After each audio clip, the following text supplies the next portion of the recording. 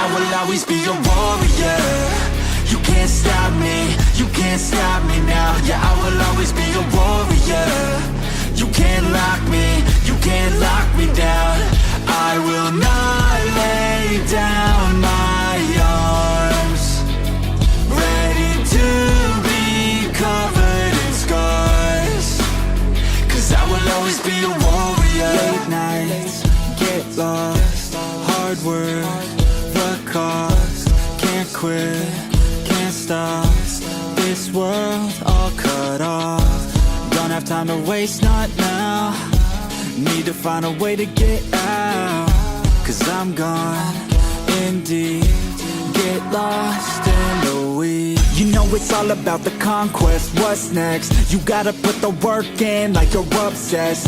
Think about what you want, what's your future? What kind of person would it take to seduce her? So what's next? Be obsessed with winning and your success. Make progress, this life is never promised. So feel blessed, live life, don't be too cautious. Trust the process. In too deep, I'll never quit. I wanna see this through. Yeah, I'm all in, and I will hold my head up high. Got what it takes to fight and survive. Yeah, I will always be a warrior.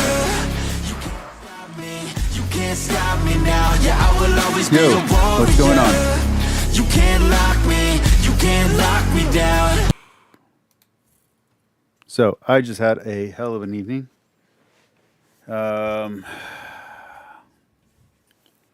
Some things in my personal life just changed. We are going to do some Wes Huff. We'll do a little bit of the debate. We'll do a little bit of the interview, and then we'll continue on with it. This will probably be our whole week because the debate is really long and his interview is really long. So let's get started.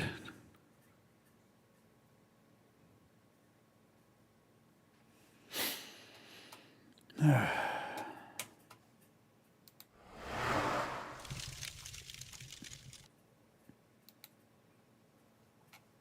right, what's up, everyone? And I'm trying to move this stuff.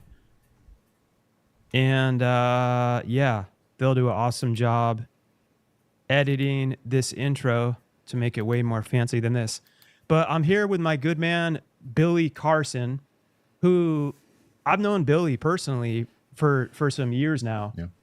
Solid friend, great character, businessman. He's been on Elevating Beyond last time, sharing your whole story. How you doing, Kip? I just got some terrible news in my personal life, so I need this to be amazing tonight. And I'm jealous at how good-looking Wes is. Look at that! Look at that great hair and the amount of patience he exhibits throughout this debate. I've already seen this. I've already seen it twice. He's amazing. This man has won my respect. Regardless of his credentials, regardless of his scholarship, the amount of patience he displays in this dialogue is amazing. Story behind the story. And what you hugely specialize in as well, you just came back from Egypt, is like the Emerald tablets. You've been studying those since what, you were like 6 or something? I think? No, not the Emerald tablets. It looks like I'm getting divorced, my friend. I was 5 days, not even 5. I was 6 days away from selling off half my belongings. I already sold the stocks that I got to sell. And I was 3 weeks away from living in China. And yeah, she called it off last minute. So here I am. Oh, okay. Anybody interested in a college dropout, ex-car salesman? Likes working out and skateboarding. Tablets I've been studying for the last probably 10 years. Okay. Yeah. But since I was 6, I was studying aerospace technology, which then led me into understanding more about advanced technologies and then finding the link between advanced technology and ancient civilizations and going on literally a 25-year, or 27-year now, goodness, trek around the world. Been around the world now over 18 times. Last year spent 9 months. That's all right. We've been married for 8 years. the last year we've been pretty much separated, and it is what it is. I love her still. I don't have anything against her. I still support her. She wants her independence. The last year she was here in the house, my dad got really, really sick, and she couldn't handle that. And so, yeah, it is what it is. But back to this guy. Billy Carson has said that he has traveled the world, who knows, that he's done research, who knows, and that he has been studying tribes that whose oral traditions have spoken to the real gods who are aliens. But his goal is Christ consciousness. So let's see what happens. Months in hotels. I remember. As you know, you're my witness. Leaving this big old mansion behind and not going home at all. And Travel and grind. traveling nonstop to these ancient sites to get the information hands on. Okay. And that was weird. I just heard a little chime. Wes, you there? He's frozen. You know, I said in my review of Billy Carson's video defending himself that he kept on saying that there's signs of editing, that he's been edited and dubbed. I feel like the camera or the signal on Wes kind of like leads into that conspiracy theory, because you see these like weird movements and jitters and like awkward blanks. I'm wondering if it does go to court, if Billy Carson is going to use that as evidence that it was altered. Oh. Be too easy if it works perfect, right? Yeah, I know. What is he calling in on? What is that app? This is through Stream Deck? I'd have to ask Carl. It's through it actually works great usually, unless there's it's something a going great on app. with the No, Wi-Fi. I think it's pretty cool. I'm just trying to figure. I think it's on his end with his connection. Yeah, I'm just trying to figure out like what is the name of this thing you're using, this portal. it's I want to actually press. It's I think it's all through Ecamm. Ecamm. Okay, gotcha. Yeah, so they have their own link. Then Nice. you can set this up for different guests. You can Yeah. make. When Carl was here through like Eric Thomas, we're just doing the show, waiting for him to call back. Yeah. Yeah, he helped get some of these. Regardless of what you want to say about his attitude, his pride, all of that, Billy Carson is in good shape. He's got good arms. So, you know, no one here is like out of shape. Pre It's just things that. going, but you can get way more fancy if you got someone that. Yeah. I'm just like, how do I do it? Yeah. At least you have your Pretty looks. cool. Pretty cool platform. Let me actually try to jump back in. Okay, cool. So It's Canadian socialist internet. That's a good one. we'll figure this out in some editing and stuff, or maybe we'll just leave this in. But as Wesley's getting ready to jump on, Wesley Huff is so with Billy, like you can watch the let me previous share show, the- and I've had the the- honor of being on his podcast. So like-minded in so many ways, and I've been talking about this for a while. I'm like, it'd be interesting to have you on and discuss. I don't love overly getting obsessed with the word religion, so I would say more of where some of the beliefs differ. If I was to be connected to a religion, it would be closest to Christianity and the Bible. Although the Old Testament, I have still. So I don't understand this Mark guy at all. At times he says he's a Christian. At times he says he's not.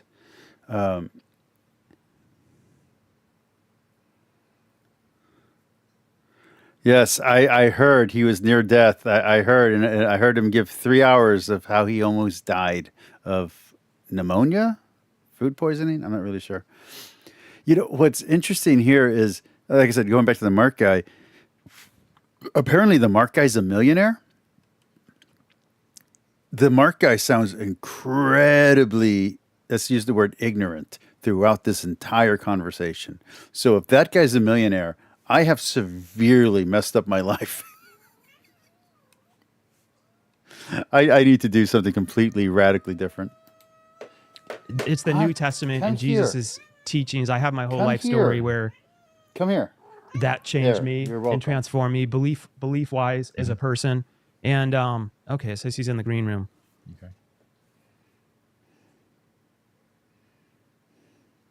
And let's see. Okay. If we got Wes on.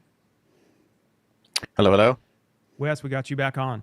So I'll introduce Wes too, but yeah, what I was just saying real quick, Billy, too, is I also a shared belief, I think, too, with you, with God, is I also believe, I know God is within me too. It's just, and I don't believe that it's like you have to do 20 circles in the sand and like do a ritual to that was through like my connection with Jesus, where Now, for those who are watching, I want to be very clear. I disagree on Wes on a bunch of things. The other video that we have on schedule for Wes is his interview with, what is this guy's name? Hold on. Let me see.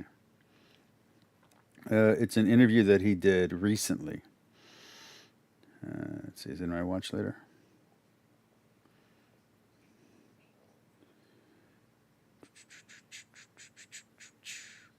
On Julian Dory.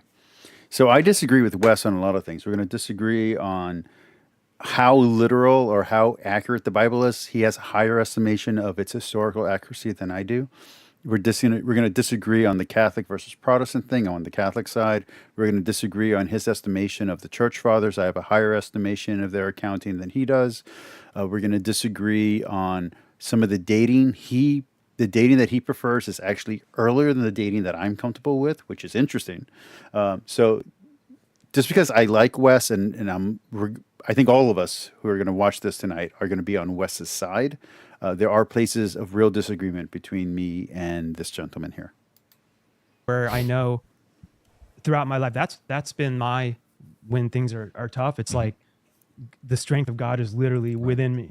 Right. As so like where we do agree on, where like a lot of the heresies and stuff through over religious practices would be like, no, you have to come through the head of this church to be blah blah blah, you know. Right.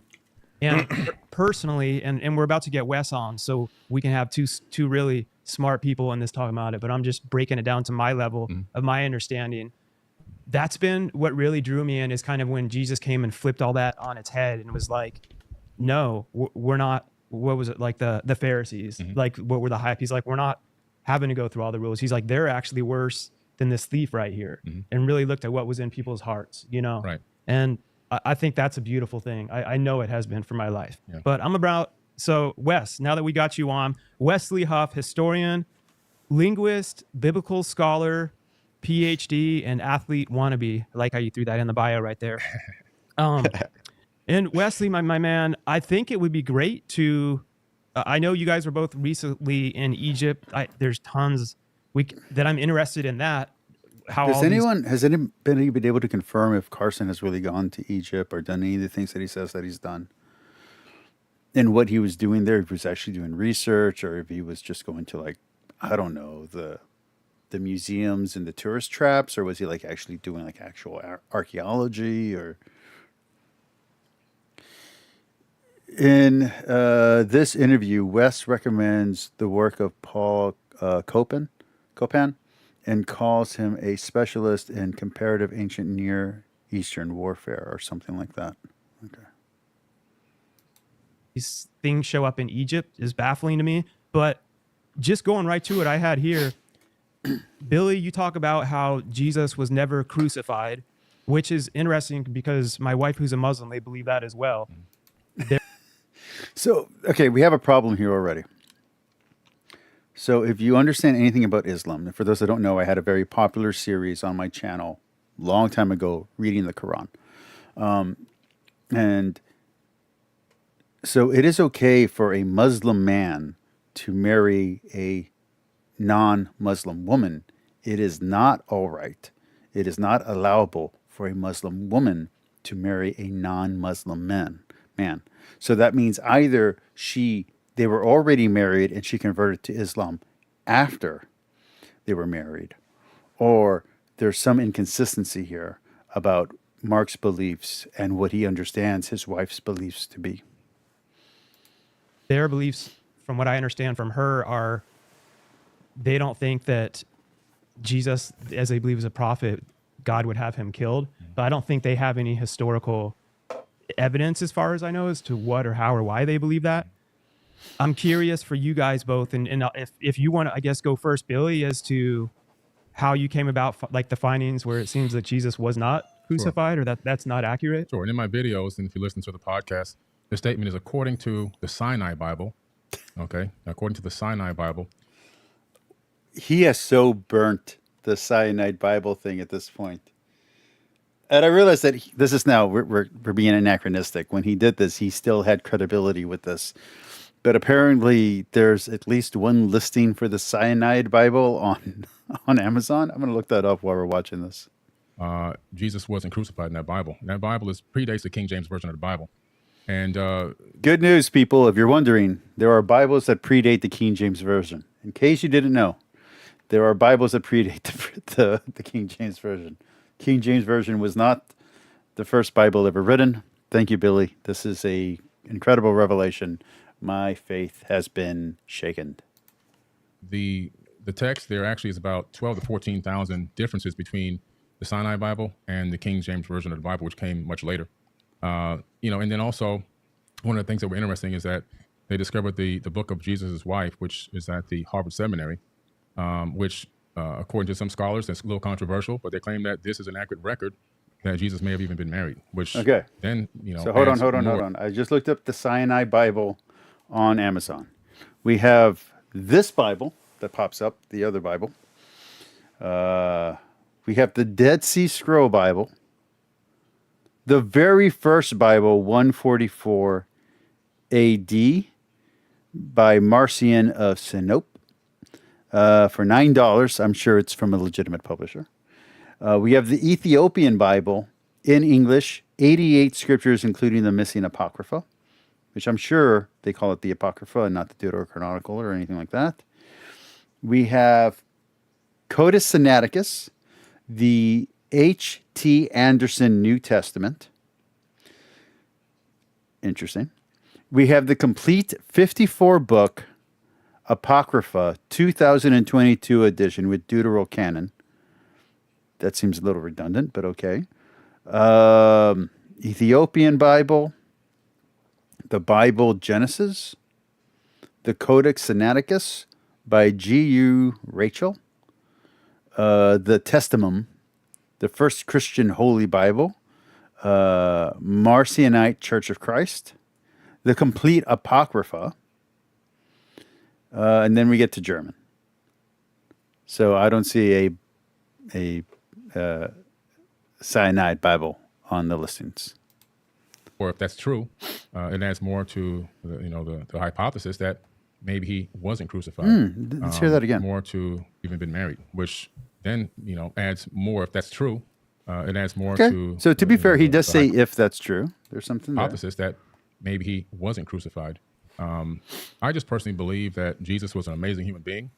I don't think that he was the Son of God in the sense that he's God, but that we're all gods. As he said, ye are gods, and that we're to do greater things in him. And I just personally believe that the return of the Christ is the return of the Christ consciousness. When we can all achieve a certain level of knowledge, wisdom. So this is all, I'll say hogwash. This is all advertisement. This is all spin. So for those that don't know, he's denying the crucifixion, which is not new. Saying that we're all gods. This is kind of New Age spiritualism. This is also not new. And what was the third one? Oh, Christ consciousness. What exactly is Christ consciousness? I'm very interested to have him give a definition. I don't think he does in this video, but I'll look it up while we're listening. It's the return of the Christ consciousness. When we can all achieve a certain level of knowledge, wisdom, passion, understanding, empathy, love that he came to this planet with, and we get that in our mind and our conscience, and we can act on those incredible emotions and that understanding, that the whole world's going to transform instantaneously. Okay. And I think at the second coming is the... So we're looking at AI, at Google AI. These are the definitions of Christ consciousness. There are several. A state of awareness, a reflection of the divine, and a goal of spiritual seeking. A state of awareness. Some define Christ consciousness as a state of awareness of one's true nature, higher self, birthright as a child of God. But how can you be a child of God if there is no God? So let's To the next definition, a reflection of the divine. Others define Christ consciousness as a reflection of the divine, or the conscious that pervades the universe. Still, if there is no consciousness to the universe, who is Christ a child of? There could be a problem there. The goal of spiritual seeking. In India, Christ consciousness is considered the goal of all spiritual seeking and the inevitable destiny of all people.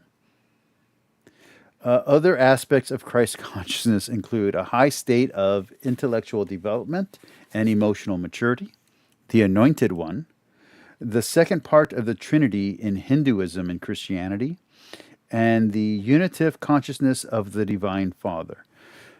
So, what I'm going to suspect here, and this is pure speculation here, what I'm going to suspect is that the definition that he's using, hey BS, the definition that he's using, hi sweetheart, is going to be a kind of a Hindu understanding of the Trinity in Christianity.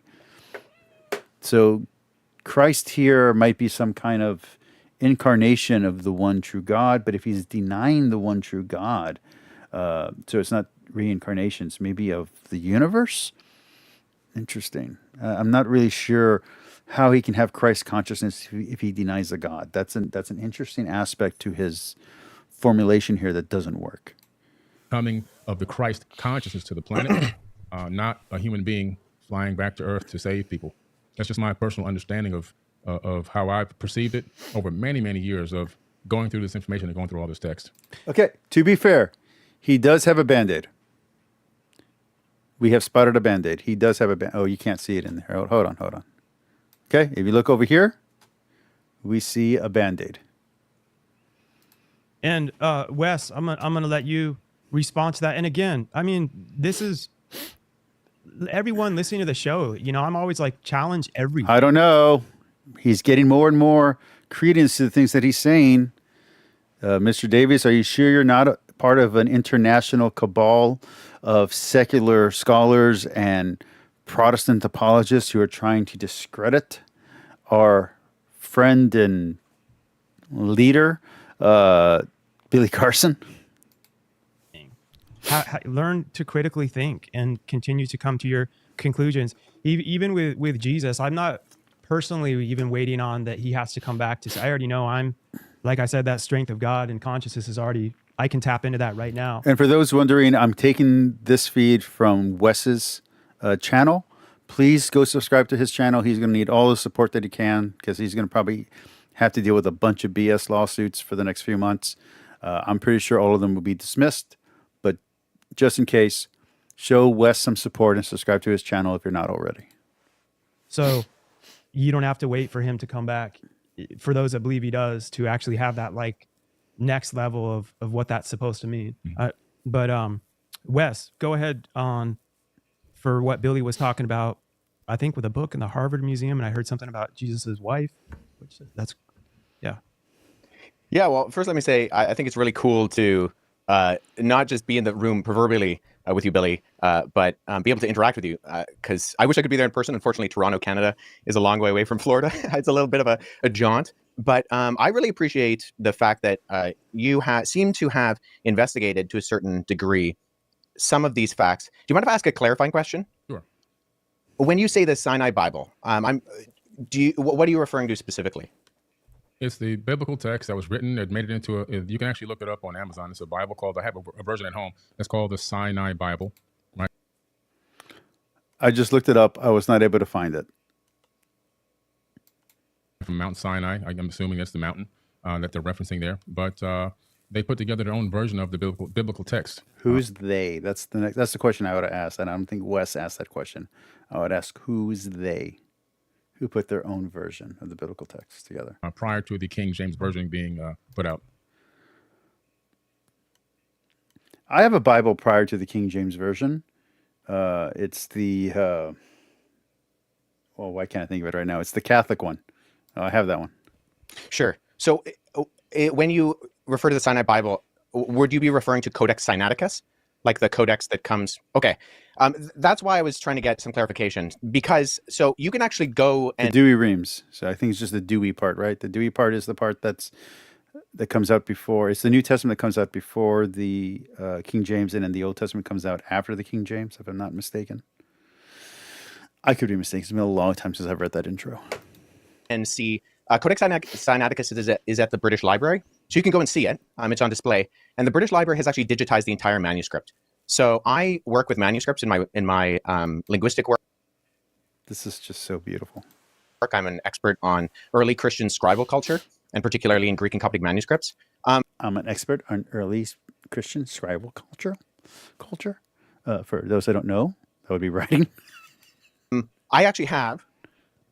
Oh, I have a facsimile, so I have a photocopy that was done by the British Library of That's Codex painful. Sinaiticus that I work with in my office. that is so painful. And I've seen this now. This is the only third time reason I've watched. I asked for fourth clarification time. is because I Fourth want to make time I've sure watched that this. what That I'm is painful. addressing is actually what you mean, Gotcha. and not addressing something else.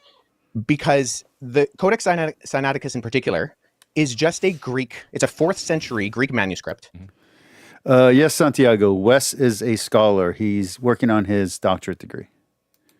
It comes from approximately between 325 and 350 AD, and it. So, for those who have been following my life, I now have extra money. So, I'm going to go back to school, and I'm going to sign up for school probably this week or next week, because I don't need the money for what I was going to use it for. I'm thinking of signing up to the John Hopkins University's writing program, online program. There's also a UTRGV. For those that don't know, I live in the Rio Grande Valley, and it's part of the UT system. They also have an online program. I don't know what it's in. I want to do either a divinity or a Bible study or a religions course, but I don't think that's available anywhere that I'm located at in the Rio Grande Valley. So, but yeah. Its text of the Gospels reads almost identical to the modern Greek text that we develop translations from. So, And just to be clear, I only want to go to an accredited school. I don't want to get an unaccredited degree. I want an accredited degree so I can have more options. my curiosity is just simply in kind of exploring when you say that it denies the crucifixion or that the crucifixion isn't there. I mean, I can go on right now, Codex Sinaiticus, and I can look up the end of, Let's look this up. say, Matthew 27, where it has Jesus being crucified. And that's in Codex Sinaiticus, or, the John 19, or How do you any of the spell other ones. So Sinaiticus? I think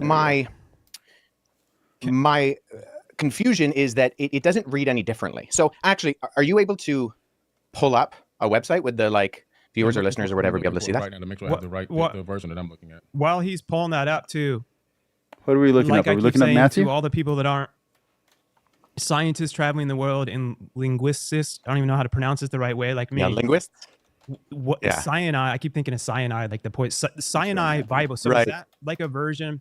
So from my own knowledge that I know, like when I really studied all this, what I don't thought know was Greek. interesting about the Bible Damn it. was how many different eyewitness. I Translation. studied There you C.S. go. Lewis back in the day. How many different eyewitnesses and stuff there were, Crucifixion? and they went on purpose to mention so many other names that they were able to cross-reference throughout history and throughout those What times. do I want to look up? Someone from give me my something to look up. understanding, And those were different things that I always thought were kind of interesting that I felt was a good concept of proof.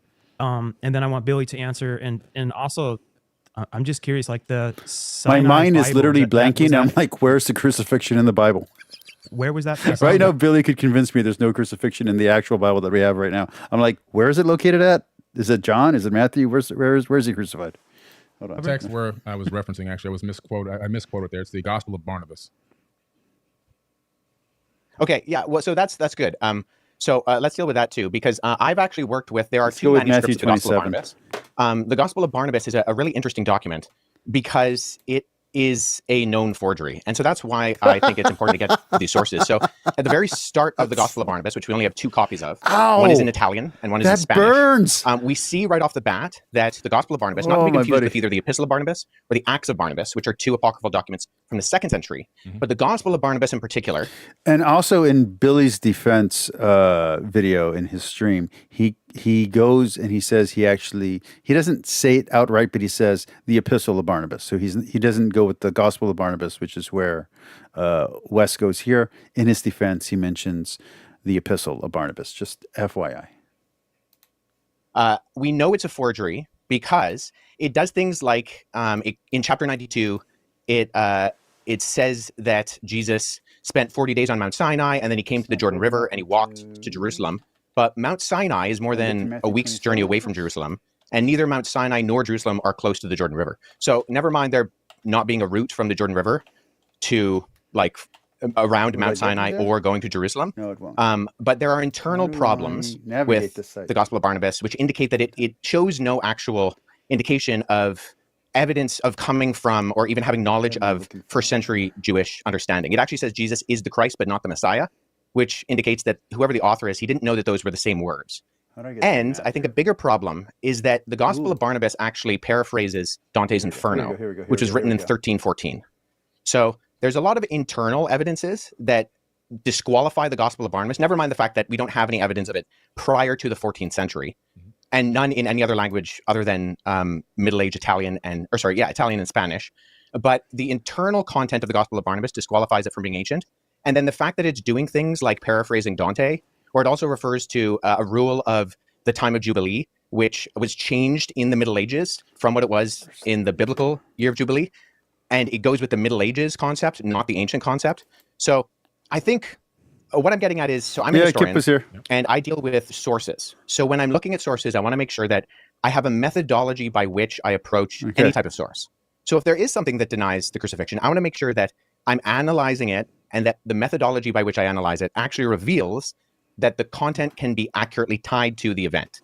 So if we're talking about, say, Codex Sinaiticus, that's in the 4th century. Now that is, I would agree with you, Billy, our oldest copy of the Bible in the sense of cover to cover, Genesis to Revelation copy of the Bible. Right. The problem is that we have individual copies of all 4 Gospels going back hundreds of years before Codex Sinaiticus. So I have a facsimile behind me of P66. This is a late 2nd century copy of the Gospel of John. I work with this particular manuscript. I can just show the screen right here. This is an almost complete copy of the Gospel of John. And it Is that the has the papyrus by crucifixion. any chance? Yeah, so papyrus is just the what it's made out of. So Hold on, let's I go got back to that that. from ChatGPT, by the way. Yeah, Sorry, so guys, I'm just I can playing actually- something Kip. Question. yeah, so Help me out here, because I don't know what I'm doing. Okay, I'm at Codex Sinaiticus. Okay? I understand that Billy has already gone over to the Gospel of Barnabas, which he's then going to change in his defense video to the Epistle of Barnabas. I get that. Okay, but I'm here on page. I'm here. I'm doing the thing. What am I looking? What am I looking for? Where am I at? Where am I supposed to be? Is this it? Okay. So apparently, this is something that, according to Billy Carson, doesn't exist. But I'm looking at it. I don't know what I'm looking at, but those are words. Congratulations. All right, let's get back to the video. So I'll show you this. So the documents you actually see on my bookshelf behind me are facsimile papyri that I've made. So when I was in Egypt last summer, I went and I made one of the coolest things I ever made. So I wrote a book that I need to get published. It's a fiction talking about the fall of Mycenae, and I build I build the temple of Mycenae, and I build it to as accurately as I can to the actual temple, and I have it in another room, and I love this thing. It's super cool. Those are Greek unicles. Okay. So maybe at the end of this video, I might bring it out, but I made a complete replica using cardboard and using cutout pictures of the actual scans of what's left of the temple. And there's nothing left, by the way. There's just like little things from different groups. And I made an exact replica for it, for a story that I wrote, because I wanted to like visualize how this battle would happen at the temple. It was stupid, but it was fun. for me some papyrus sheets. And so I take these papyrus sheets, which are made from the papyrus plant. And then when I go and I look at actual manuscripts, so I was at the University of Philadelphia last summer, and I went and I saw a document called I was at the University of P1, which Philadelphia. is a 3rd century fragment of the beginning of the Gospel of Matthew. And so what I did, Yeah, well, I've been to South Padre Island, so I I sat down with that original and I produced a facsimile. So I copied the text. First of all, I Oh, cut that's it out so with an good. X-Acto knife. In not the original 3rd century one on my papyrus. I cut out with an X-Acto knife this guy, and then I copied the text transcriptionally on the front and the back. So papyrus is just simply, it's what it's made out of. Yeah. And so there's categorizing systems, and the standard one is called the Gregory Allan categorizing system. And so sometimes you'll see when manuscripts are mentioned, they'll have a GA and then a number behind it. If it's made of papyrus, Yeah, you no, simply that's abbreviate very the word cool. papyrus. Very dorky, very cool. I don't think he's going to impress any ladies with that, but that is very awesome. To P, and then you have the numbering system. So P66, what I showed you earlier, that's this on the categorizing system. It's the 66th manuscript that was put into the system. It's from the Gospel of John. I also have, P46 and P47 on my shelf, which includes all 4 Gospels and Acts from the 2nd and 3rd centuries. So the only hesitation I have with what you said, Billy, is that we have single copies of the Gospels that can be dated to the 2nd century that all do have the crucifixion.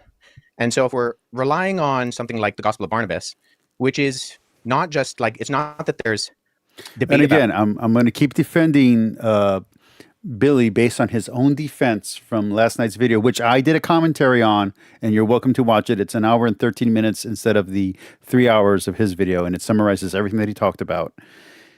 Oh, and I did get something wrong. I didn't realize that Wes was defendant number 2. I thought it was the editor was defendant number 2, but it's Wes who's defendant number 2. According to Billy, in his new defense, what he's referencing is the Epistle of Barnabas, not the Gospel of Barnabas. And I'm sure that story will change when even there he is shown to be wrong. About it. It's a known forgery. I mean, no one's referring to the Gospel of Barnabas as anything other than... If you say it's a known forgery, but I'm going to go with that. Let's talk about the Old Testament a little bit and leading up into the New Well, hold Testament. on, because do you mind if I address the Gospel of Jesus' wife? Oh, this is so brutal. This is so brutal. He's like, okay, I get it. I'm gone. And then Wes is like, no, come back.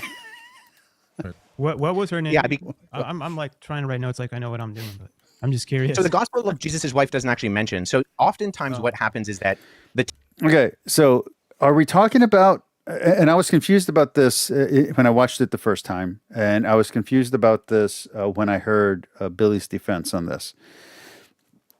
Are we talking about the Gospel of Mary Magdalene? Are we talking about a selection of the Gospel of Thomas? What are we talking about when he's talking about the Gospel of Jesus's wife? I'm assuming this is not something that's in the Golden Legend, right? This is not like a made-up script in the Golden Legend. So what is the actual reference point that he's using here? That's what I don't know. the text of the Gospel of Jesus' wife is kind of paralleled with the Gospel of Philip, which mentions that Mary Magdalene, Gospel of Philip. Okay, so that was completely off then. So it had nothing to do with the Gospel of Thomas. that Jesus would kiss Mary Magdalene on the mouth. And so those are kind of used in parallel to kind of for this argument that Jesus was married. So the Gospel of Jesus' wife is in the Harvard Library. However, the reason we know it's also not legitimate is because even though the manuscript, the papyrus that it's on, was carbon dated to the 4th century, the text was actually copied from a PDF version of the Gospel of Thomas known as Grandin's Interlinear. And there was a mistake in the Coptic text of Grandin's Interlinear that was copied into the Gospel of Jesus' wife. So we know that this is not a legitimate document, even though the papyrus is ancient, and this happens a lot with forgeries. I have a couple of friends who have actually worked on projects that have revealed forgeries within Dead Sea Scroll manuscripts and within other ancient Christian papyri. But hold on. Kip says something really funny here. He goes, it's amazing that Billy Carson is filing a lawsuit for mistakenly referencing a forged medieval manuscript. No. What my favorite part is, if you listen to the full 3-hour defense, he's also implicating a lawsuit against God. He wants to file a lawsuit against God. If you listen to him very carefully, he wants to file a lawsuit against God, but he can't. So he's filing a lawsuit against this particular ex-friend that has the characteristics of the God of the Old Testament. Wow. the reason why we know the Gospel of Jesus' wife and that Karen King, who Kip, while you're in the room, real quick, Shambhala Press. A lot of the stuff that I can't get from legit publishers, I get from Shambhala Press. Is Shambhala Press like, Is it quality translations or not? I'm just kind of curious. For all my Asian philosophy stuff, it's all Shambhala Press. But for some of the hard to find translations, before I go to a free sample, a cheap version off Amazon, I'll go to Shambhala Press instead. Are they reputable? I love them, but I just don't know if they're reputable. On a scholarly level. And she lost a lot of credibility, unfortunately, for her, and she's admitted that it's a fake as well, was because we can tie it directly to not copying from an ancient. No, Santiago, he's not a Christian New Ager. So if you've watched any of my specials on other religions, he's what's called a spirit worker or a shadow worker. I've actually met a few girls who are into this, and for some reason they're always very stunningly good looking, but a little woo. And they seen Billy's 3-hour video, his defense. It's called Psychic Vampires in the Cabal Between Secular Scholars and Protestant Apologists. Watch that live stream. I think it's from last night. I go into very long detail on this. So you have to understand that he's a spirit worker. They don't believe in a God. They believe ultimate consciousness is human consciousness. So human reality, the human minds in the dark zone of reality are actually controlling it. So all of this is an illusion. We are in a matrix-like illusion. This is Plato's cave, and that through gnosis, through the secret knowledge. So he's almost like a Gnostic. Through secret knowledge, you can embrace your Christ consciousness. Now, the problem is that to have Christ consciousness, you have to have a Christ. So I was thinking he was going with the Hindu understanding of Christ, where Christ is an incarnation of the many incarnations of the gods, which is all a reincarnation of the one true God as they're going through different experiences. But that's not what he's saying. He's implying there is no true God. So I don't know what he means by Christ consciousness. It's a very interesting problem that he's presenting here. Text, but actually copying from an online version of the Gospel of Thomas in a PDF form, and the mistake on that PDF form was copied into the text that was borrowed in the phraseology of Jesus' wife. So I just point that out is, once again, with our sourcing, I think we need to make sure that we're going towards not just early sources, but actually credible sources. And unfortunately, neither the Gospel of Barnabas nor the Gospel of Jesus' wife are credible sources in terms of actually, and agreed upon by not just the vast majority of scholarship, but I don't know anybody in the field of papyrology, paleography, historiography, who actually refers to these documents as being legitimate. That's fair enough. I can respect that. So let's go into the Old Testament a little bit. Predominantly from my research, I discovered that a lot of information from the Enuma Elish and the 7 tablets of creation is... So it's not up here right now, but on a previous video, I had all my translations out. Let me grab it real quick. Hold on. I'm going to let him talk. I'll be right back. A lot of in Genesis, a lot of the creation story that comes into Genesis, not all of it, but because obviously Genesis is a much smaller version of a much bigger story. But it's literally almost word for word from the Enuma Elish and the 7 tablets of creation. The Epic of Atrahasis as well is also there in the Old Testament. Several other tablets as well, Code upon Hammurabi and a few others have made it into that text. Sumerian cylinder scrolls that talk about the creation story. Again, missing one of my the books. Creation story Okay. in the Epic of Atrahasis. So we tend to this see... really upset me. This part here upset me more than everything else. I've heard enough mythicists in my time that I'm not really upset about the stuff that he's saying about Christianity. I've heard that too often. But this is one of my favorite things I've ever read. I have another one, a better version that actually I've talked to Dr. Bowen with on Gar's channel over a translation that I really like. He said he's actually knows the person who did the translation. But Epic of Gilgamesh is one of my favorite stories, and he's messing up the story. I have multiple translations. I have more translations of the Epic of Gilgamesh on my app. I have digital ones. So the fact that he's messing this up just really pissed me off. See this copying of ancient tablets, text, and scriptures, even some papyruses, into the biblical text, meaning that I don't know where it is. my point here is that I think a lot of people are saying that. I think it's called. I think it's titled "The Myths of Mesopotamia" or something like that, or "The Creation Myths of Mesopotamia." It's from Oxford Press. It's really good. There's a new translation of the Enuma Elish at the T&C Clark booth at SBL. If that ever becomes publicly available, I'll probably buy it because I love the Enuma Elish and I love the Epic of Gilgamesh. I surprisingly am one of the few people who am not in love with the Atarhasis. I like it. I'm not in love with it. This information was written in real time. A lot of people believe that. If you ask the average person, they really believe that. But a lot of this information is just Wait. copied from older What did he tablets just say? Let's go back. this copying of ancient tablets, text, and scriptures, even some papyruses, into the biblical text, meaning that my point here is that I think a lot of people are saying that this information was written in real time. A lot of people are saying that this information was written in real time. A lot of people believe that. If you ask A lot of people believe that if you ask the average But person. a lot of this information is just copied from older tablets and texts But a lot of this information is just copied from older from an texts. earlier date. That's what So, okay, it sounded like he said something really stupid. But if you listen, he was trying to be smart. So I'm not going to go back and play it again, but just hear him out. Hear what he was saying. So a lot of people believe that this was written in real time. And we can all agree, well, that doesn't make any sense. But then he says, but in actuality, they're just texts that are copied from tablets. That's a fair enough statement. A lot of people have been making fun of him for this. That's a fair enough statement. It's not the most in-depth statement. It's not the most haughty statement, but it's fair enough. Yes, these are things that were copied, and they're copies of copies. I know someone famous who said that.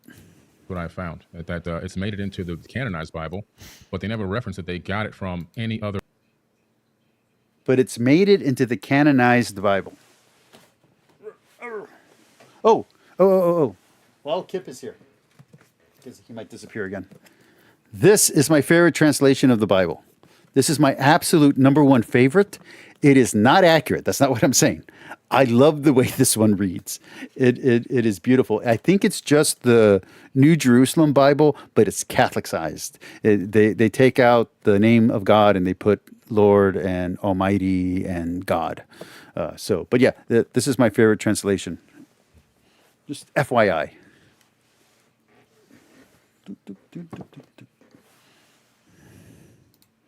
Ancient texts and tablets that have to do with a totally different civilization with totally different religious beliefs. Yeah, have you read the Enuma Elish? Yeah, I've done lectures. Do you mind? Sure. Do you mind summarizing the? I love this. I love this question. I'm going to use this from now on when I'm talking to a mythicist and they bring up a book that I love, and I'm going to be like, "Could you mind summing it up for me? Tell me what it means. Tell me what it says." That's such a great question. I can't believe I've never thought of asking that question before. Content of the creation account in the Enuma Elish for us? Sure. The Enuma Elish is a very ancient text discovered in the Library of Ashurbanipal, and the summary of it is that Okay. Does he have it memorized? Is he looking at notes? I was trying to figure this out when I was listening to his defense. Is he looking down at notes here on the side, like right here? See how you can kind of see that? Or is he closing his eyes and trying to recall? Because it sounds like he's reading from a Wikipedia page. This is not how someone talks about a book that they've read 100 times or that they love.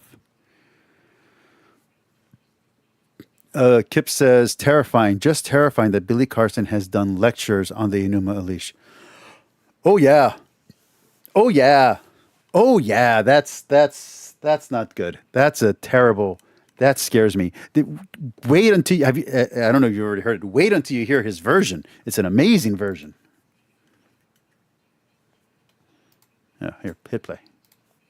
it really gives us an account, which is crazy, an astronomical account of the creation of our solar system. It talks about planets and moons gaining specific orbits around the sun.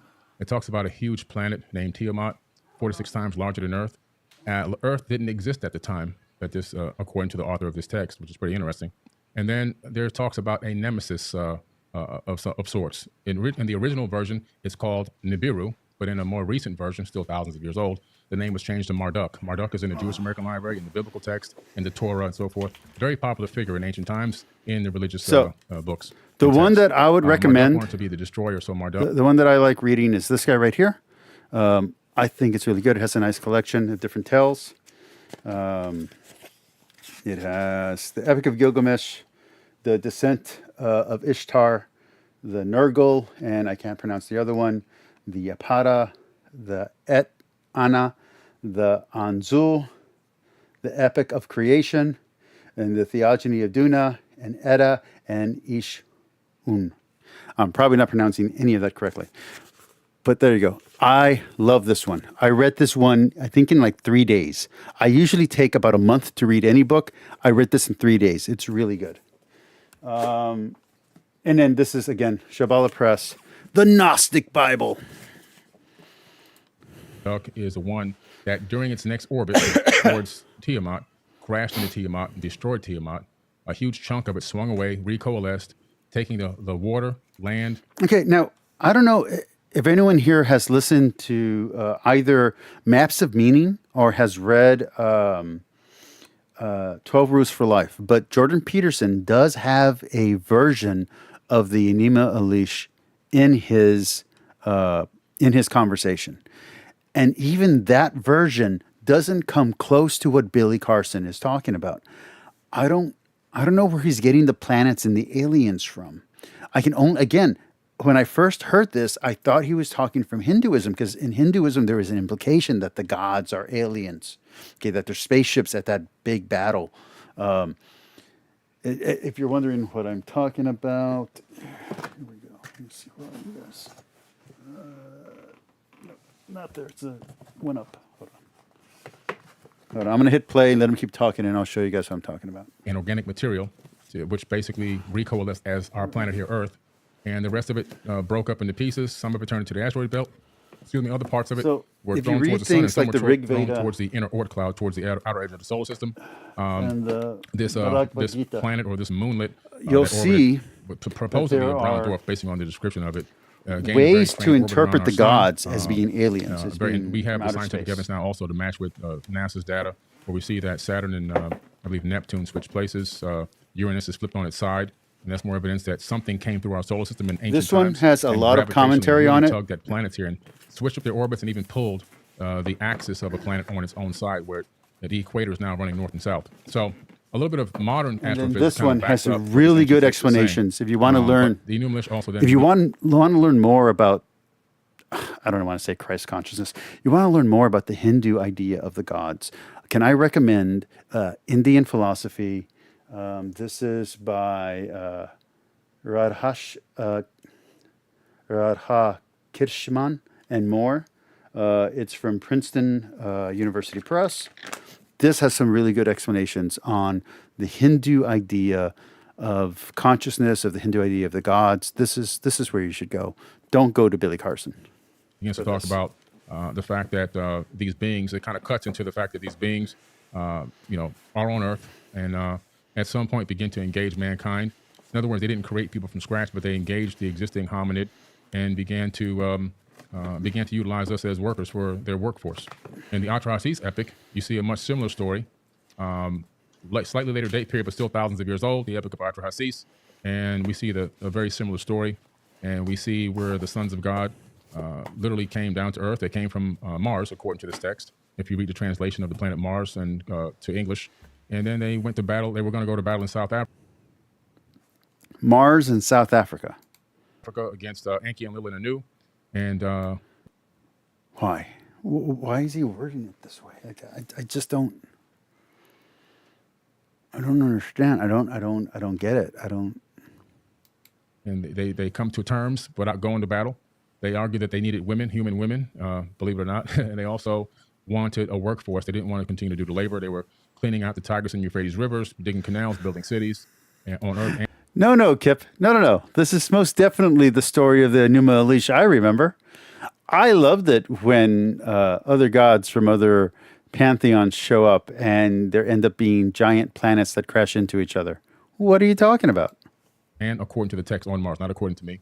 And a decision was made by Enki and Anu and Enlil to He gets the names right though. This is what to me is most shocking. He gets the story so wrong, but he gets the names correct. How is he doing that? I've read multiple copies. Read multiple translations. I can't remember all the names.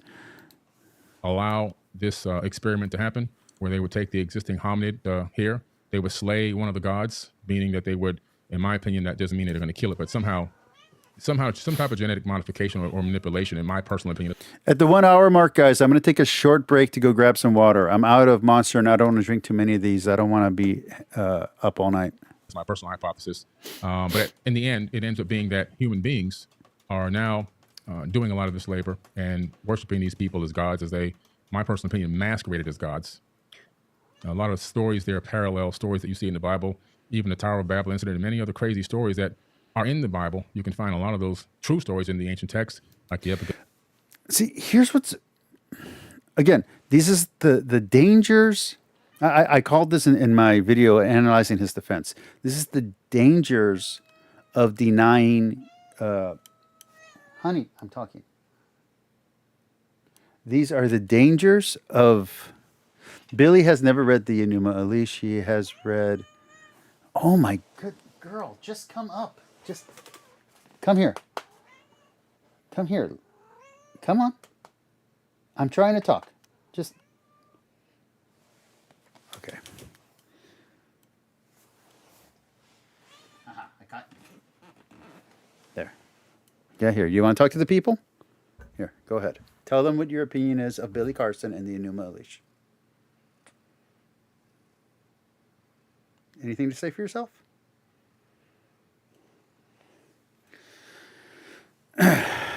Continuing. Of Gilgamesh, where you can find the true story of Noah. They found the Noah tablet to give him instructions on how to build the ark. It wasn't a big boat. It was a round disc that he built with the sections cut up on the inside like a pie. That was discovered about 4 or 5 years ago. I believe it's at the British Museum now. So there's a lot of text that's just been covered and copied over into the biblical text. And I think that, in my personal opinion, a lot of people are just became a cargo cult, worshiping people that were masquerading as gods. I do believe in God. I'm just trying to be clear here. This is the 4th time I've watched this. This is the 3rd time I've okay. Is he saying that in the British Museum there is proof that people were masquerading as gods? Or is he saying that the document that you can find that proves that all of this is fake?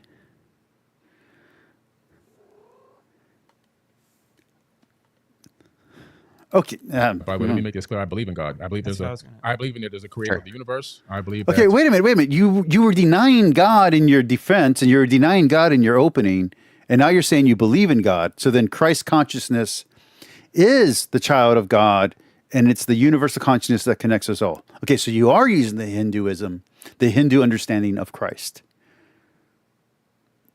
Okay. Now we have something to work with. So the mathematics, the quantum physics, all proves that. The fact that so he's blending the Hindu understanding of Christ with energy working, with shadow work, and he's adding into it an understanding of physics. Okay, that we're here. I believe this universe is imbued with a divine energy and a divine spark that lives inside of all of us. I just don't believe that the God of the Bible is truly the creator of the universe. I don't think. Okay. He doesn't believe the God of the Bible is truly the creator of the universe, but that he's not denying that the God of the Bible is a God, which now sounds Gnostic.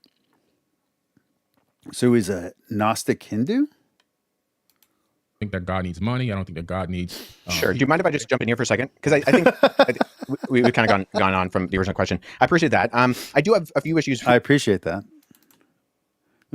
With your summary, although I think I have read the Akkadian version. My Akkadian's not great, but I sat down with a Syriologist friend and I've read the English version. My English is amazing. Walked through it a couple years ago. So I think that there are components of what you said that I would say are in there. I'm not sure it's the best summary. Nonetheless, okay, going with what you said. Okay, here we go. Kip Davis says, I'm pretty sure he is saying that the Noah tablet of the Epic of Gilgamesh was discovered 5 years ago and is at the British Museum. It's nonsense.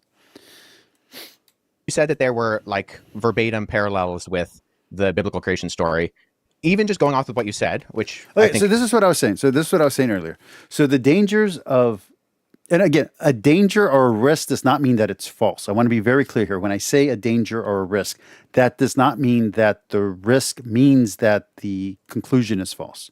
So there, again, my example that I use, if you deny objective morality, the risk is someone will say murder isn't wrong. Okay? That's the risk. That doesn't mean that there's objective morality just because the risk is so great. So the risk that comes with denying inspiration and denying univocality, I can't say it. Dan? No, I'm just kidding. Univocal voice in the Bible is that it allows charlatans and con artists to step in and deny the historical elements of the text, even if we agree that the historical elements are made up. The risk here is that by taking someone like Billy Carson or someone like Mark, who has no understanding and no scruples about twisting the biblical message, means that they can throw in anything because, well, look at all this pseudepigrapha. That means that the Bible isn't true. But that's not what it means. It means that, look, here's all this pseudepigrapha. Here's all these other accounts. And then if the Bible is true or not has nothing to do with whether or not this is false. So this can all be, not the Dead Sea Scrolls, but this can all be false and this also be false. But he is saying, if this is true, so therefore this is false. But this is still false. So now we have two falses. This is the problem. So I understand why the safeguards are there. I understand Vatican II. I understand the Concord Statement. I understand why the confessions, and by the confessions I mean the Anglican and Lutheran confessions. I get it. I get why these safeguards are there to prevent someone like Billy Carson from taking the sheep and just running with them. Like, that's the whole point.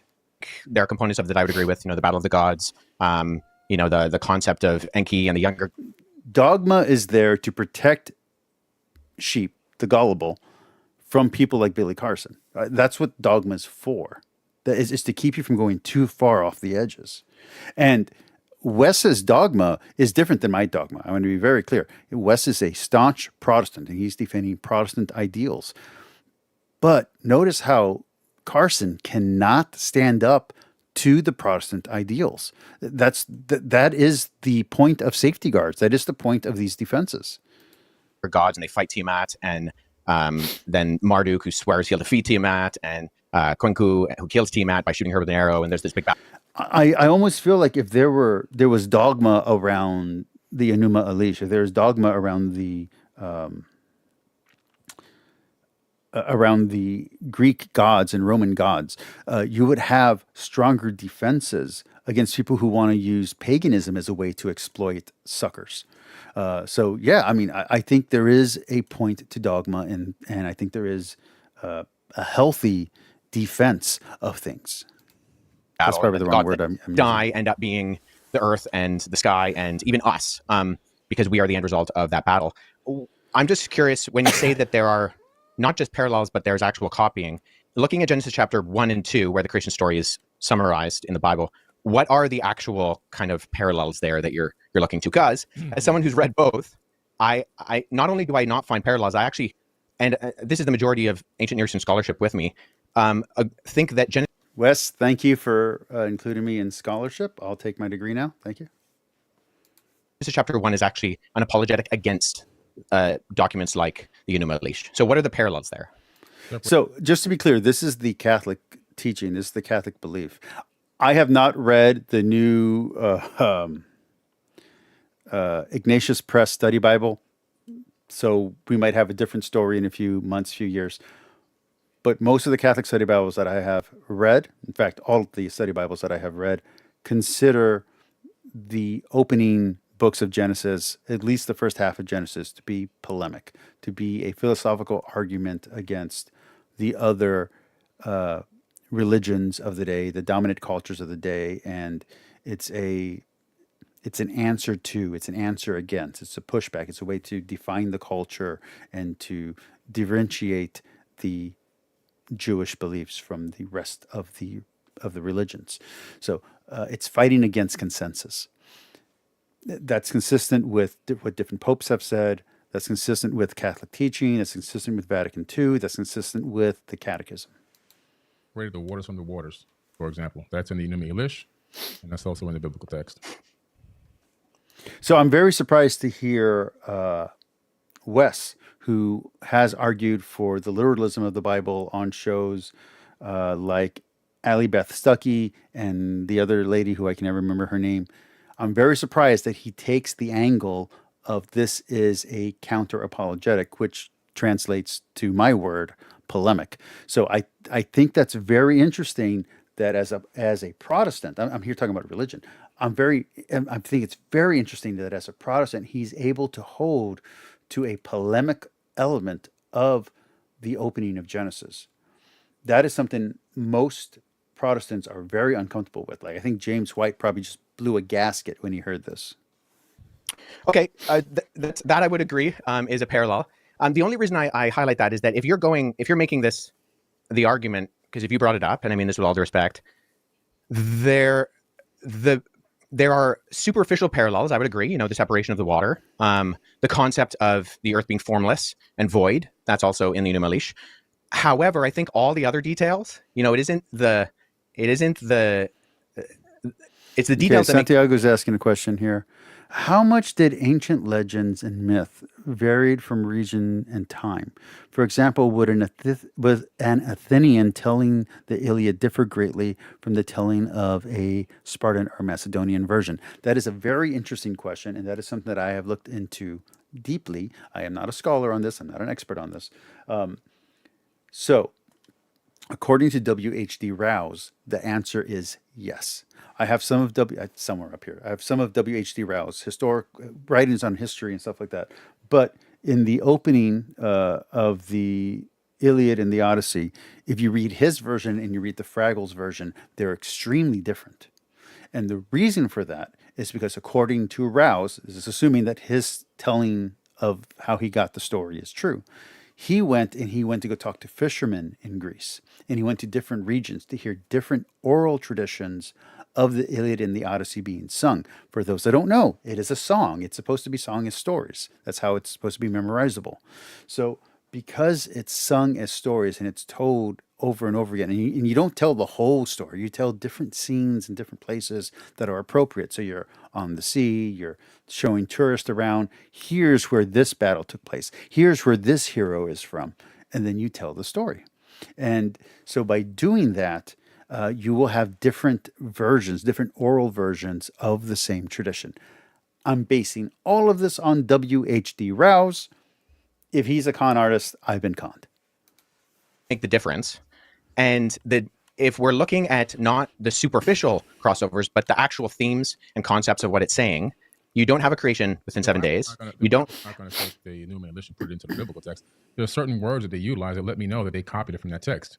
Like, for example, so what words? Separating the water from the waters, the void, the earth being void. That information is literally just copied over. So it tells you that somebody saw that and said, let me add it to this book right here. Or let me add it to the scripture or this papyrus, because it wasn't a book yet at that time. So was this text discovered that makes it parallel to Genesis? Was this like supposedly discovered prior to? I'm just curious. It wasn't discovered prior to the Bible, but it dates back long before the Bible was ever written. Oh, yeah. So let me just say this. So the reason why I say it's actually an apologetic against that is because the purpose of the Enuma Elish, which the Babylonians read every Babylonian New Year, was to point out the fact that the deities, and there's countless deities in the Babylonian pantheon, they actually come from the created order. So they're not outside of time and space. They actually come from the created order. And when they die in this battle, right, when Tiamat is defeated, the defeated gods become the earth and the sky and the plants and even you and me. And in that sense, the theme is that you don't actually have any purpose or end result, and you're not created in the image of God. In fact, in the ancient Babylonian system, only the kings were created in the image of God. And what we see that is counter to that is that even, sure, there's superficial, divided the waters, but we find that in almost every society and culture. That's not a parallel as much as it's just. So again, this right here, this little glitch that's happening is evidence in Billy Carson's mind, according to his defense, of editing that happened here, the deceptive editing that happened here in his video. He's even saying that he was dubbed. Some of his answers are not really his answer. It's a generality. I would say what we see within the biblical account is that God purposefully creates. There's only one God. He purposefully creates, and then he creates and it's good. And it continues to say it's good 7 times. And then at the end of chapter 1, just for, the thick people in the original audience, it says, and then it was very good. And then he creates humanity, not kings, but simply the humans that he creates in God's image. And they have purpose and meaning, and that instills them with and this. To use Jordan Peterson's telling, the people are too loud and make too much noise, and they disrupt the God's peace. So therefore the people are worthless and must be put to work, so that way the gods can have peace. And the gods also have to kill a certain amount of people or something like that. So that's Jordan Peterson's version. It's an interesting telling. This creation order. And that's not what we find in the Enumilation. In fact, we find... And again, look, see how the lips don't exactly match? Again, Billy Carson's saying that's evidence of tampering. And the opposite in the Enumilation is that the created order is not good. It's a mistake. And that you are not created in the image of God. And there's a reminder that regular people are not created in the image of God. So linguistically, Hebrew does have Semitic ties with Akkadian. It doesn't with Sumerian. Sumerian is a language isolate, a glutenizing language. But I would say, just with all due respect, the parallels linguistically are not there. There might be superficial kind of concepts that are there, but they're so superficial that we can find them in everything. In the sense of, I'm in an office studio, you're in your office studio. That doesn't mean that that we're the same people or we're even in the same place. Does that make sense? Yeah, but I don't agree with that. I just see if I like that he says, I don't agree with that. And you can take that as he doesn't agree. They're not the same people and they're not in the same place. Obviously, that's not what he means. He means he doesn't agree with his interpretation of what the Bible says. If I have all these texts out, there's a lot of different information that you can see. There's a lot of it's been copied word for word into the biblical text. But what's the word for word? In your version of what you believe in, you keep saying that God's a he. Yep. And so where do you get that from? Throughout both the Hebrew Old Testament and the Greek New Testament, you have the masculine singular pronoun used for God. And why is God a man? Where's the evidence of this? Well, God isn't a man. See, within historical Christianity, we don't believe that God has a gender. However, God is not anthropomorphic. Of course, we do have the problem that in Genesis, he's anthropomorphic. But again, polemic. Or the way that he has decided to reveal himself is through the masculine plural, and then ultimately by becoming a human in the person of Jesus Christ. So so this is where dogma and theology are safeguards. So the safeguards of dogma is that, okay, so we believe that God is omniscient, omnipresent, that he's incorporeal. So by having these safeguards, we prevent ourselves from falling from arguments that come from someone like Billy Carson. That does hinder the amount of interpretation that is available to you when reading the text. So it's a balance. You're balancing the. Why am I not on camera? Where am I? There we go. That's not the hand. Where are you? There you go. There's a balance going on. How much safeguards do you need to have how much freedom of interpretation? So there's a balance going on here. And Billy is the prime example of why we need these safeguards. Wes is a prime example of why we don't need these safeguards. So you basically have two sides here of why it exists. So the safeguards exist so that way someone like Billy can't, let's say, lead astray someone like Mark. And the safeguards exist so that way someone like Wes can bring someone like Mark back. I believe that God has a gender. In fact, the fact that God creates humanity in his image and he creates them male and female, those are two aspects of the image of God. And so that's the completeness. So historical Christianity has never argued that God is gendered. Jesus is gendered in the sense that during the incarnation, he becomes a human man, but he's still fully man and fully God. But God is spirit. And right, as the scripture says, we worship him in spirit and in truth. But nobody's arguing that. What's that? Sorry? That always blows my mind. God is the same all the time, right? He's always good. God is all the same all the time, right? Yeah, but we do see that. Never changing, divine simplicity. And again, that is one dogma in one version of Christianity. So Catholics, most Protestants, at least Protestants that break off during the Reformation, are going to believe in any type of divine simplicity, but that's because it's a medieval Catholic concept. If you go to Eastern Orthodoxy, divine simplicity is not the standard. Instead, there's an energy and essence distinction. Though in Scripture, God has revealed Himself through the masculine plural, and there are aspects of God's character that we see within Scripture that do actually communicate. Jesus says that He longs to gather Israel like a mother hen. Yeah, there are feminine aspects of the Godhead. And then if you include the fact that the Spirit of God in the Old Testament seems to be female, at least wisdom seems to be female. So if wisdom is female and then Jesus is then identified as wisdom in the New Testament, that means that Jesus has a feminine aspect to Himself. And collects her chicks. So we see aspects of the feminine of God, not meaning that God is feminine, but that the image of God reflects both the masculine and the feminine. And that's why when the two become one flesh, there's a uniting of that reflects the image of God as well within the covenant of marriage. Do you actually believe that the majority of Christians really believe that God is not masculine, that God has both aspects? I mean, it's irrelevant what the majority of Christians believe. How many would tell you, that God's not a man? They've never been taught this. Well, I was taught it growing up. I was taught it in when I was a child, when I went. Santiago asks, would Hess say that he is following tradition as a rule of faith? If I'm remembering his interview with Ali Beth Stuckey, he does submit to tradition, and he tries to do his best to have his scholarship align with his understanding of tradition.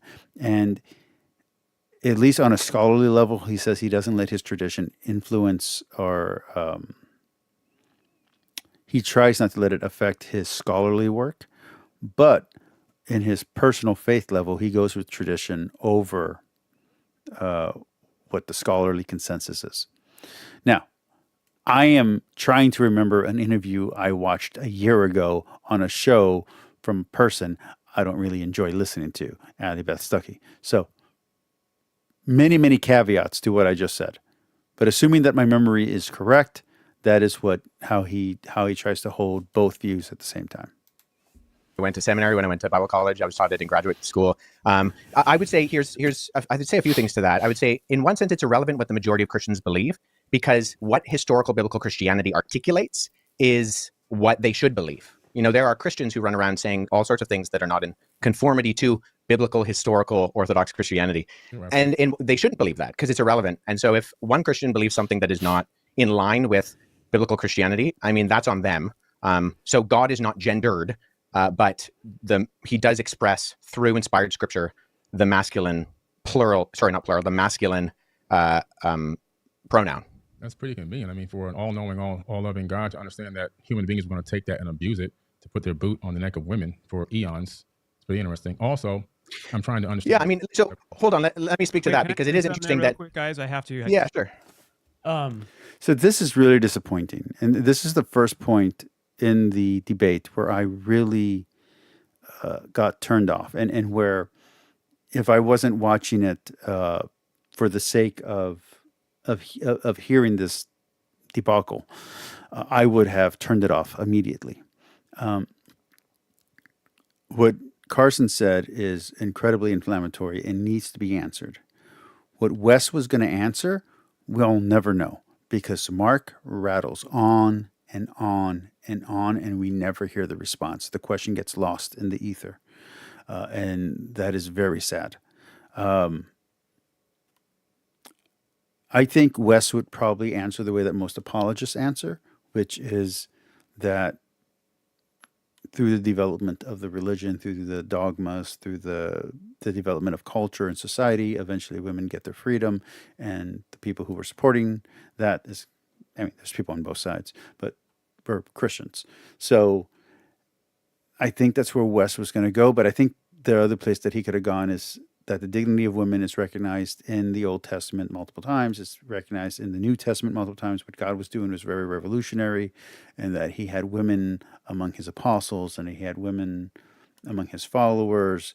And so in that sense, that women had a higher status than they did in the rest of the ancient world.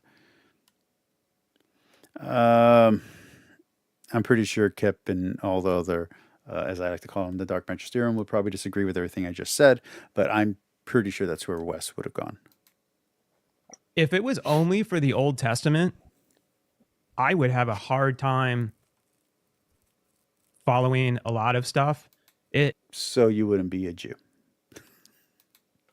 For me, like what you said, putting the boots on women and stuff, it was when Jesus came. And a lot of times in these arguments, especially when we get stuck in Christianity, we forget about Judaism. Jewish women exist today, and Jewish women exist on all levels of power, and they exist on all levels of society. So to say that somehow the Old Testament would never allow for women to gain power in society is slightly false, because Jewish women do have power in society now. That being said, in Orthodox Judaism, they have less, I guess, religious freedoms.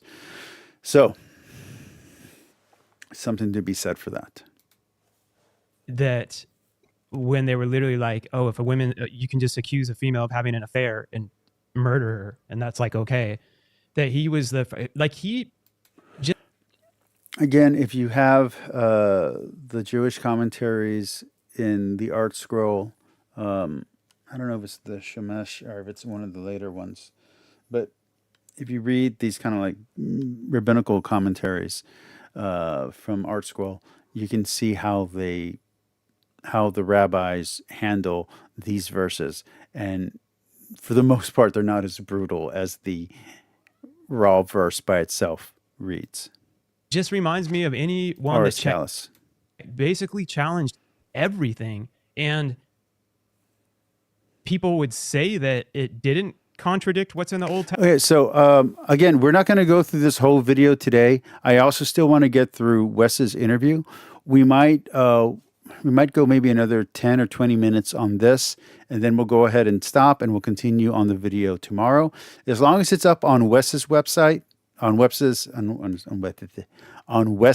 channel, we can keep coming back to it, and maybe we'll finish it by Tuesday, if not by Thursday. If not by Wednesday, and then from there we'll go on to to his interview, which is 3 hours long. So that one's going to take a lot longer. But yeah, let's continue. Testament, but however people were interpreting it, they were believing that they were following the Bible to women can't do this. You stone them if they have an affair or if they're accused of having an affair. And Jesus, as we know, the famous scene when they were about to stone her, he's like, he who hasn't sinned cast the first stone, basically saying no one's perfect. And was the first one that I know of that started like speaking to other tribes and other countries that people weren't supposed to, like they were so racist and prejudiced. And this is where my heart opened up, is like he stood for this love and this God that broke down all these barriers and just flipped what all the scholars and everything was saying on its head. And that's where I found that I believe that he was crucified, because he went so far like against the grain at the time. And I get what you're saying too. Like there's stuff where it's like, oh, that's convenient, where human beings can add in that this is there and that's not. But something else that I always was curious, I'm like, if especially the New Testament, if it was like written by man and stuff and pre-planned, I'm like, I think they would have done a better job of not making a lot of the people so like ignorant. The people that were like literally with Jesus questioning him half the time, like, bro, I don't know if you can do this miracle. And Jesus is like, dude, you just saw me yesterday turn water into wine. And I'm like, if I was writing a story, I'm like, I want everyone to believe this, I would make the people not like is questionable. It's like they have so many characteristics where the humanity in it is what like always drew me. And like even one thing in the Old Testament that David and Goliath kills Goliath, a man after God's own heart. I'm like, if you're pre-writing this to be the perfect person after God's own heart, then he becomes king. You're going to like have the story end perfectly. But then he goes off to see, he's watching this lady bathe nude, has an affair with her, has her husband killed. Mm-hmm. It's like, This is so irrelevant to the conversation and so irrelevant to the point that I feel like he's trying to defend Carson by giving such a long red herring that Wes doesn't have an ability to come back and continue to destroy Carson's points. So even though I know there's a fallout between them now, I feel like in this moment, Mark is actually trying to protect his friend. I can't prove that. I'm not sure of it, but this seems like a tactic or a strategy to bloviate and to sidetrack the conversation. but then goes on to keep praying to God and coming back to God, like with a humanity. And God's like, this is a man after my own heart. And it's like finding all these human flaws is, to me, showed so much of like the beautiful struggle that, and I'm not going off everything you guys are talking about, which is factual stuff. I'm just talking from my own experience of I'm not going based off facts, but I got a ton of anecdotes. ways where I drew and continue to draw my own conclusions. And I'm much more about my relationship with God personally, with Jesus and God. It's the same over worshiping the religion, because so many people can, as we all know, that's wars are created, slaves are taken. There's so many horrible things that have been done in the name of religion. And it's sad. And that's where Jesus comes back into the game to me. I'm talking you guys to me, to where he was like the one that was like gathering all these people of all these, like, what are you doing? Like, we're supposed to be here helping each other. This is about loving each other and coming together. Like, you're killing them because they eat meat on Tuesday and they don't eat bacon on Okay, but they don't eat bacon. Sunday, and you're literally like murdering each other. I don't know where he gets to the bacon is a requirement.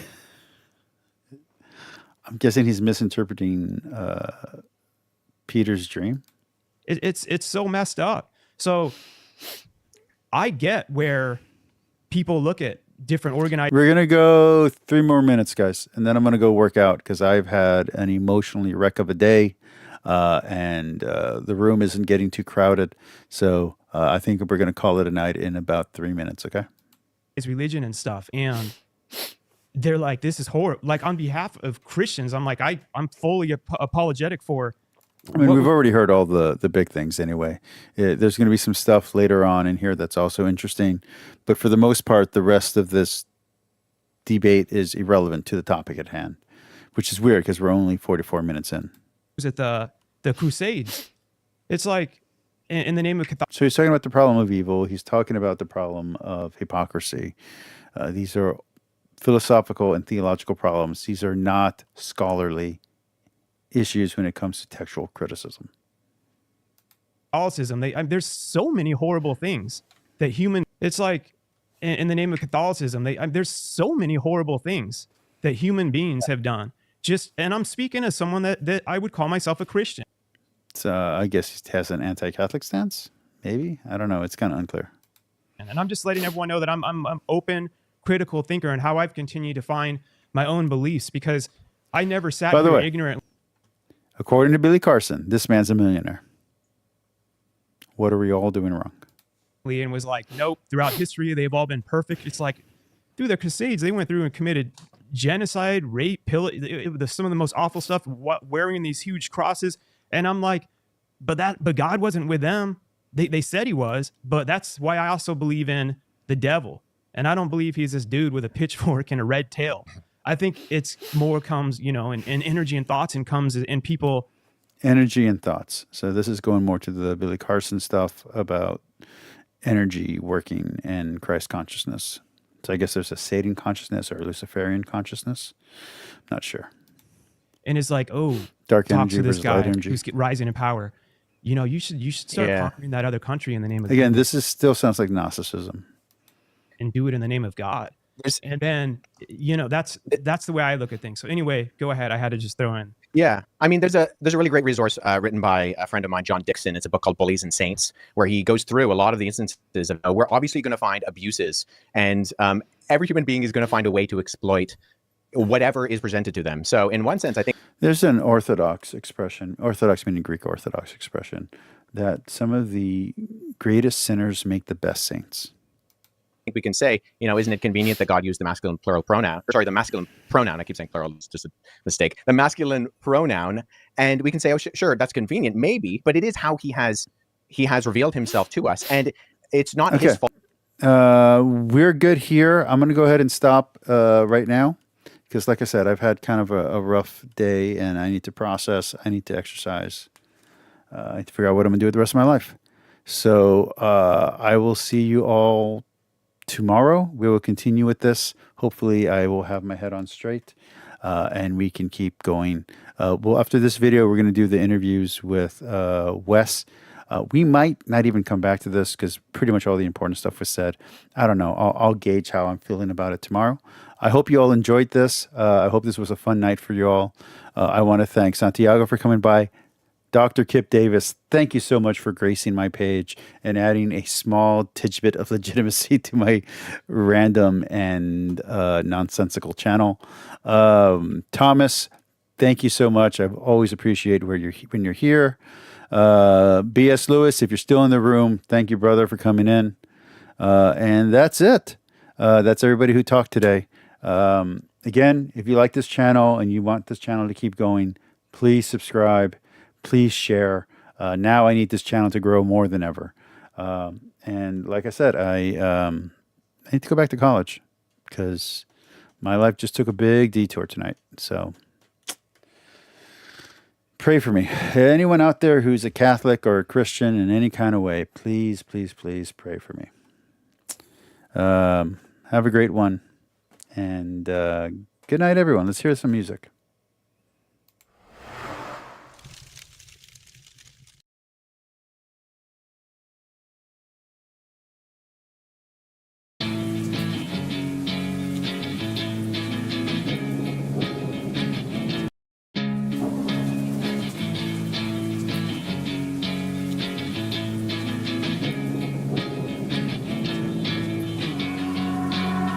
Yeah, I will always be a warrior. You can't stop me, you can't stop me now. Yeah, I will always be a warrior. You can't lock me, you can't lock me down. I will not lay down my arms. Ready to be covered in scars. Cause I will always be a warrior. Late nights, get lost, hard work, the cost, can't quit, can't stop. This world all cut off. Don't have time to waste, not now. Need to find a way to get out. Cause I'm gone, indeed. Get lost in the weeds. You know it's all about the conquest. What's next? You gotta put the work in like you're obsessed. Think about what you want, what's your future? What kind of person would it take to seduce her? So what's next? Be obsessed with winning and your success. Make progress, this life is never promised. So feel blessed, live life, don't be too cautious. Trust the process. In too deep, I'll never quit. I wanna see this through, yeah, I'm all in. And I will hold my head up high. Got what it takes to fight and survive. Yeah, I will always be a warrior. You can't stop me, you can't stop